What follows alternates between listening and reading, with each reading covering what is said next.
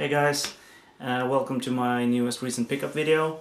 This is the January edition and I've got quite a lot of games to show you actually, so I'll just jump right into that because it's my day off and I actually want to get some gaming done. The first game is Wonder Boy, the original on Master System. Not my favorite game in the series, but it's a must-have. Alright. Also bought two games for the Game Boy system, or well, actually the Game Boy Advance and the Game Boy Color. And that's Batman of the Future, Return of the Joker, which I got for free actually. I haven't played it though, but it's in excellent condition. And Super Mario World, Super Mario Advance 2, which I also got for free. It's not in excellent condition though, but the contents are in great shape, but the outer box is a bit squashed, so I might have to find a replacement for that one. I also bought Two Worlds 2 on the cheap, which is the sequel to the not so great Two Worlds. To be fair, I bought the collector's edition of Two Worlds when it came out. I was stoked for the game. You know, open world RPG, and we had just completed Oblivion and we wanted more. And when I played it for the first time, it chugged so bad. The frame rate was so bad. The voice acting was hilarious, and I got a headache from the game, so I turned it off. And I haven't started up since. But I've heard that if you just play a bit, and since they also released a patch just to help with the frame rate a bit, and you can install the game now, so the frame rate will be a bit better. So maybe I should give that a whirl before I go into the second one, which is supposedly a lot better. Because hating on games is, you know, you should give them a chance at least before passing judgment. Also bought Legends of the Guardians, the Owls of Ga'Hoole. Supposedly based on an animated movie or something. Haven't played it, but I've heard it plays a bit like Star Fox, and that can't be all bad, I guess. But it's a movie licensed game, so obviously I have to lower my expectations a bit. Right. On to the DS and the 3DS. Bought Thor, God of Wonder. This is actually a pickup from I think it's from October or something, but I missed a lot of the 3DS and this DS game in my latest pickup video, so I thought I might just go through them now. And this is actually a pretty good game, don't let the cover fool you. It is a movie licensed game, sort of, but it's done by Way Forward, and it's a side-scrolling beat-em-up kind of game with excellent pixel work. Really, really nice looking, and I really adore Way Forward's pixel animations, so I just had to pick that one up. It is a bit on the easy side though. It's probably marketed toward kids, but it was a good run, you know, a stellar few hours. Picked up Dead or Alive Dimensions for the 3DS. It was actually a very pleasant fighting game. A bit better than Street Fighter actually. I thought it was, you know, the 3D was better, well, pretty much everything was better. Even though I usually prefer Street Fighter, as I am a Street Fighter player. Also picked up Mario Kart 7. I picked this one up in December, and it's a great game. Most of you already know this. It's probably my favorite Mario Kart game after Mario Kart 64. Yeah, really good. Been playing it a bit online, trying to get into the YouTube channel, but since I live here in Sweden, every time I go online, everybody over there is asleep, so fuck that. Also bought Tales of the Abyss. This is from November, I think. We got it a bit earlier here in Europe than in USA, and it's you know, it's a stellar port of the PS2 original, and it's still a great game. You know. The 3DS is currently lacking a bit on the RPG side, so it's, you know, it's nice with a straight up port of a pretty amazing game, actually. Right. Also picked up Cave Story 3D, excellent game. Even though the art style is not as charming as the original, very pixelated style. The remixed tracks and the the entire adventure in its whole are great, and since I want Cave Story in a physical copy, this is the best way to, this is probably the only way to do that. So, but I probably prefer the original PC version if you know what I'm talking about. Also bought Shinobi. I love me some ninjas, you all know that, and it's pretty decent. It's not a fantastic game by any means. But it is a decent action platformer game starring a ninja with a very slick presentation, I must add. The graphics themselves aren't the best around, and the 3D isn't all that great, but the menus, the cutscenes and all that is pretty stellar actually, and the cover is pretty good. This is how a badass ninja looks, Not like me, a reject Viking ninja wannabe. Right? Sonic Generation, love this game, and I'm not even a big of a Sonic fan, since I think he has been raped almost to death by Sega before they finally got something right. And I heard the console versions are even better, but I mean, if it's better than I really enjoyed this. And it's nice to see old school Sonic. I missed him a lot, I really like the chubby, more cartoony version than the teenage, obnoxious Sonic character, alright? Like everyone else, I bought Super Mario 3D Land. It's a great game. Don't really have much to say, it's a Mario game. It's a really good 3D in that game.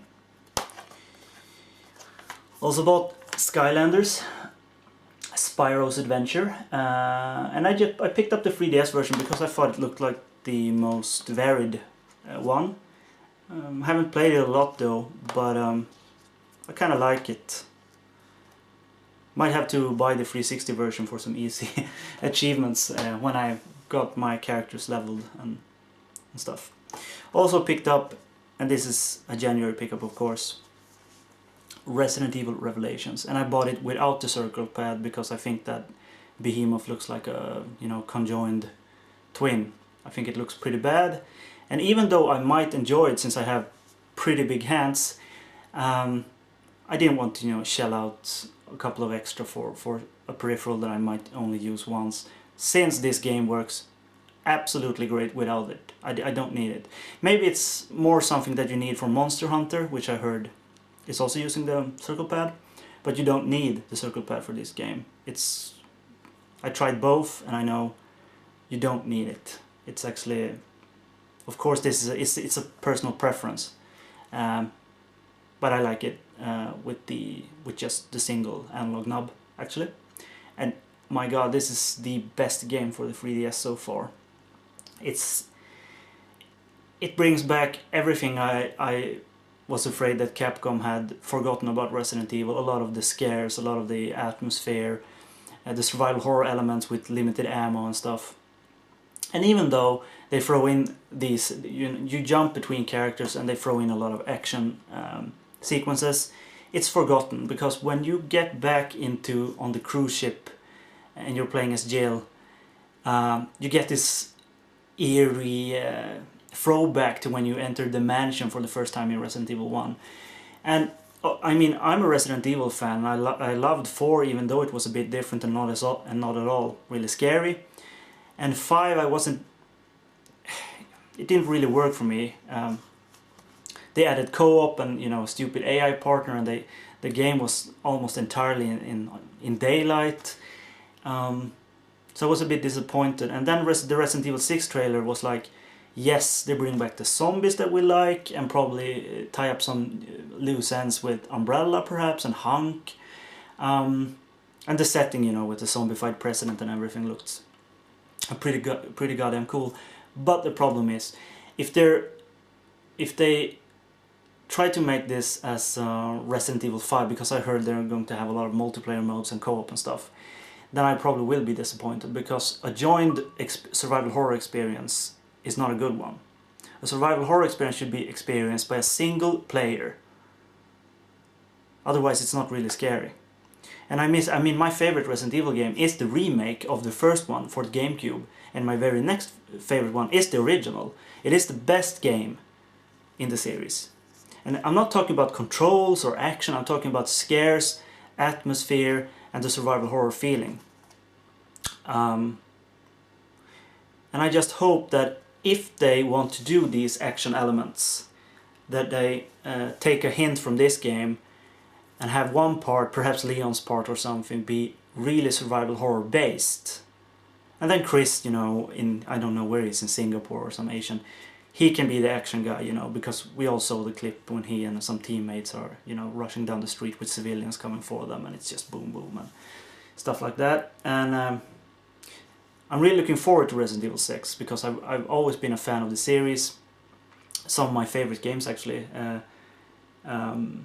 Just because I love the campy, you know, B-movie feel, and the first one was genuinely scary. I mean, the first 3 was pretty scary.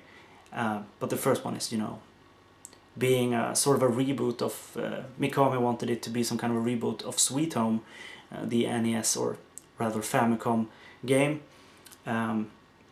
which I've yet to play, but it looks, you know, I've seen some reviews and on the import cart and on the... what's it called? The bootleg, the reproduction cart with the English ROM, the English translation. And my god, it looks great, so I might have to get one of those reproduction cards. Anyway, Resident Evil Revelations 3D, great 3D, great game. It's worth what they're charging for it. It's a bit more expensive than a usual 3DS game, but man, it's packed with content and a very lengthy quests, actually. So I'm enjoying this. Right. Also picked up, and this might be one of my favorite pickups from January, and that's Kuon. This is a From Software survival horror game that I've yet to play, but it looks great. And this is very, very hard to come by in Europe, especially if you want the English box. Usually you get the German or the French one, and we don't want that. You know, if you're a collector outside of those two countries, you don't want a Spanish or French or a German version, and even those are rare. And I got the UK version, which is the one, you know, we prefer. We persons who only speak you know, a native language, in my case Swedish and English, and it's still sealed. And this was sold to me. I begged another collector from a site to sell this to me, and she was like, "Yeah, I can sell it to you, but you know, I had to pay quite a sum for it, but I'm still happy that she wanted to part with it, because it's very rare here, and it's pretty rare in America as well. And I've got an American open version coming to me as well, and it wasn't all that cheap either, but it's supposed to be in great condition, and I can't wait for it to come, because then I can leave this one sealed and play the American version. No way I'm opening this up. This is a crown jewel in my From Software collection. It's not the rarest one, and I still think the signed Dark Souls copy from the producer Miyazaki is my crown jewel, but you know, it's great to get these games for your, you know, more specific part of the collection, which you can just gush over. It felt great anyway, and I really want to try that one out when the American version gets here. Also bought Frame Gride. This is a From Software Dreamcast game, actually. It's a arena robot fighting game.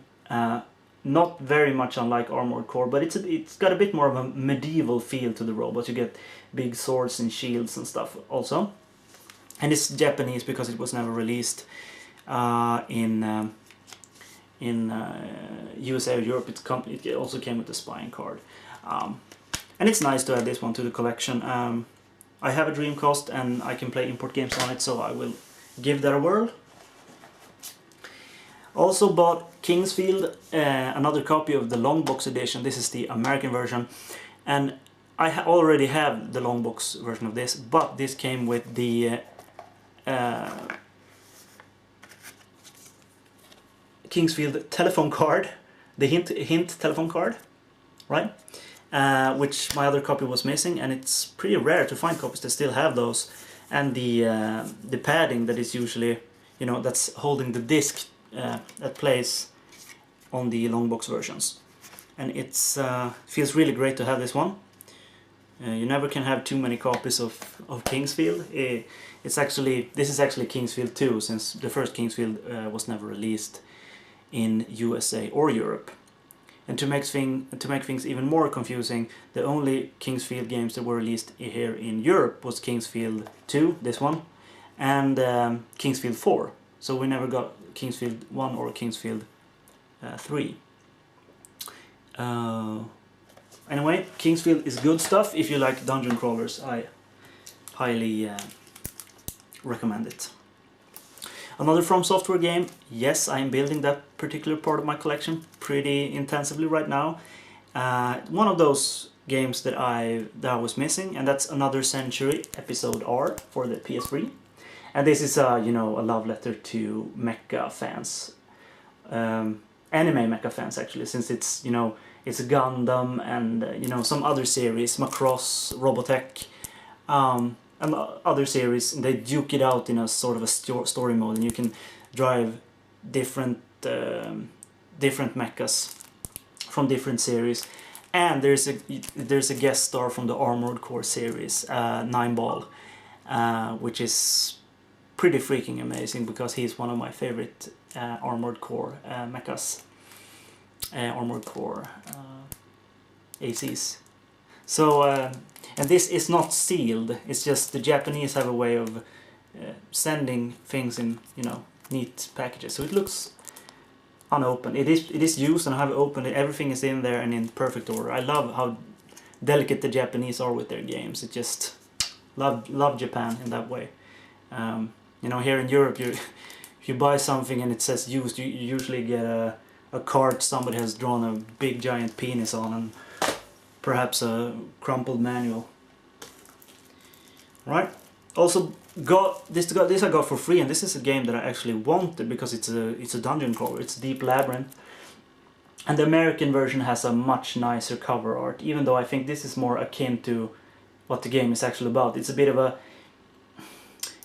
a kiddie dungeon crawler. It's about a boy and his two parents, and he's sitting in the back of a car, and I think he's dreaming about this whole journey, or he's in a crash or something. I don't know. But he is hurled into this fantasy world anyway, and it's a bit kiddie, but dungeon crawlers are always nice. So I was very happy to get that, since I got it for free.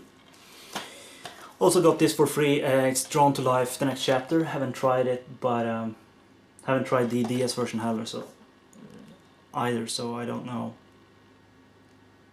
I don't know what to think of that actually, but I got it for free, so. And then I got two Japanese games to round this package up, and that's Hungry Ghosts. Don't know if you can see that. It's the Grim Reaper over there. And this is a Japanese-only first-person survival horror sort of dungeon crawler. It's kind of different. It's a bit like Kingsfield or Shadow Tower, but it's not it's not very level based. You have to grind and find new equipment. You have a spear, and what you do is it's more like a first-person survival horror action game. And what you do is you die, and you meet the Grim Reaper at the gates, and he says that you can change your fate basically by the deeds you do in the Village of the Dead. So you go to the Village of the Dead, and there's a lot of options. Everything you do makes the ending different. If you save a ghost, if you kill a ghost, there are all these kind of hungry ghosts, so to speak, people who are damned for different reasons. Some may be damned for trying to help someone, and you might want to redeem those if you want a good ending. But some people might be a murderer, or whatever. And if you save those, you might, get bad karma and a bad ending. And it also keeps track of if you leave something or pick something up, you know. It's nice. It's a game that's supposed to have a lot of different endings, and it looks really spooky. And a great looking PS2 game. It might be one of the best looking PS2 games I've ever seen, actually. And it makes sense because I think it's released pretty much at the end of the PS2, you know, when they stopped making games for it, other than movie licensed games and shit like that. It always comes out for all the machines. And the seller also sent me this. I haven't got the time to, I haven't had the time rather to check this one out yet, or even check what title it is. So I don't know what it is. But if you know what it is, you can leave a comment below and let me know. It looks like some sort of female samurai game where you slash people with your. It looks pretty bad actually, but hey, it was he sent it to me for free for buying Hungry Ghosts, so you know I can't complain.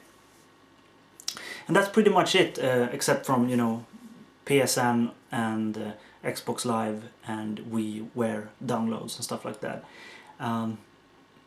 That was all the physical copies I got in January, and some 3DS games that actually was bought in October, November or December.